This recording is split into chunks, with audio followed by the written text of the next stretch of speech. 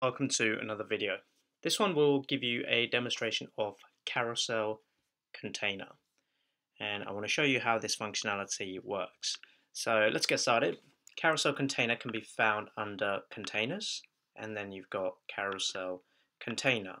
Now, a very standard use case for this would be something like this. Let's say I go to like an e-commerce website, and I'm looking at a product and I want to be able to see that product visually from a few different angles. So this is what it's good for. So let's say this is one, and then on the second one I'm going to go ahead and put another image, and image will be a Lamborghini. So let's make it a bit bigger. Okay, so something like this, and then I click preview, and now you can see this is first, this is second, and so on. So a great use case for that, and predominantly that's what this is used for. There are a lot of different things you can do with it, all right? So I'll go through it. First thing I want to talk about is the content. So you can do this statically. So I've got 3 steps. I can now get rid of this one, and now I've only got 2 steps in here. So if I click save, you've got only 2 steps and nothing more than that once you get rid of it. So that's one thing to be mindful of. So if you delete it, click apply, and it's gone, and now you can see there is only 2 dots here. You can obviously add as many steps as you want, and as you do, it will go ahead and start to increase the number of dots that are available underneath.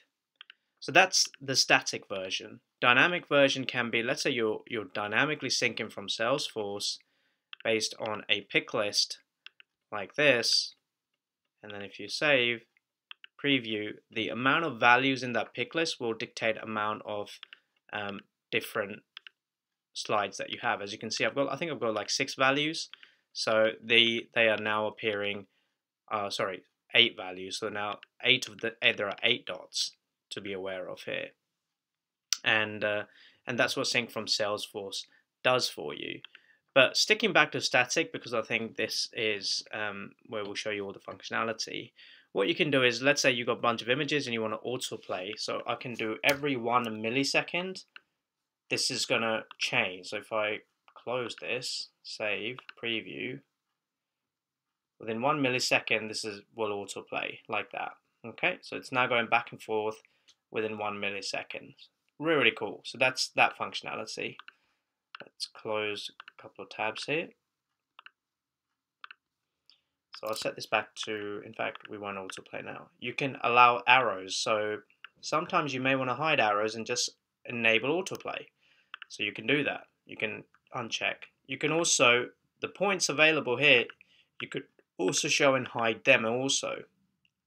So sometimes you just want to stick to autoplay, click preview, and now the arrows are gone, the dots are gone, and it's going to automatically switch back and forth. So a customer can't do anything. Okay, so that's another thing that you can do. Now, if you allow arrows, you can also do something like this.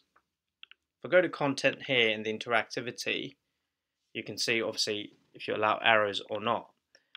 But in the content here, you can also write conditions. So if you go over to edit, you see this over here, you can include an action based on your condition. So if you go include action, you can obviously add a condition and so on, and it works really, really nicely.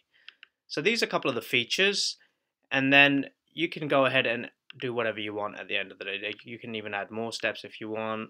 It's really up to you. You can modify them. If you go dynamic, you can also configure on-click action when it's a dynamic value.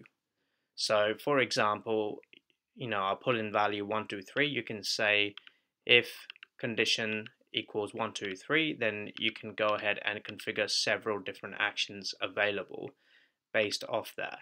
You can also do that.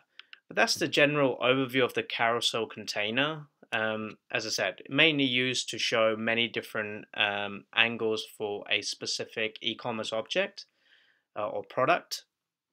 But there are various different ways you can use this. You also utilize it as a form, really.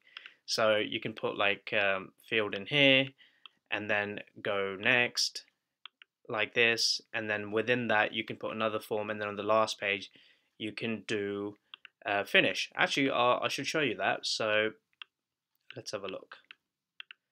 So we'll go over here and add some static steps here. So activity, I'm going to allow points. Alright, so like this, you can go ahead and now turn this into some sort of form with actual buttons inside it, like this. And then you can obviously on the last page take the value if you want. And you can also, so carousel here, let's say enable this. The carousel container can also be changed. For example, let me show you here. So here, instead of using my arrows, I can put a button in here, and I can say go next. And then this one, I'll go in there, configure action, under interactivity, click the gear icon, go to carousel, enable, choose my carousel, and then say next step. Apply, apply. And then on this one, again, if I move this up a little bit, put a button here to say next. And again, same thing. Go over to interactivity, click on the gear icon, continue, carousel, choose your container, and then go next step. And then once you're in the last step, you can change from next step to finish. You can also do a custom step if you want, based on the button available. You can do a reset. So all these options are available. And then essentially what you do is, instead of arrows, you hide the arrows. Go over to interactivity, hide the arrows, click save, click preview.